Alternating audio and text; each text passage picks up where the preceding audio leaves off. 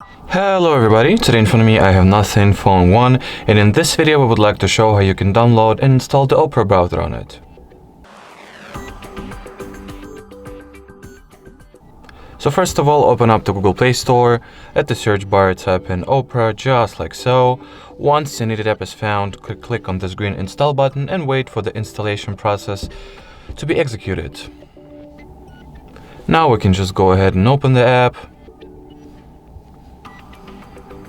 While launching the Opera for the first time, there is some very simple setup procedure that we need to undergo, so let's go ahead and tap on the continue. Here we gotta choose whether some of the options and features this browser has to offer will be enabled from the start, or you can simply skip and configure, or should I say, and leave the configuration process for later. Me, I'll enable ad blocking, enable tracker blocking, and skip setting Opera as my default browser step.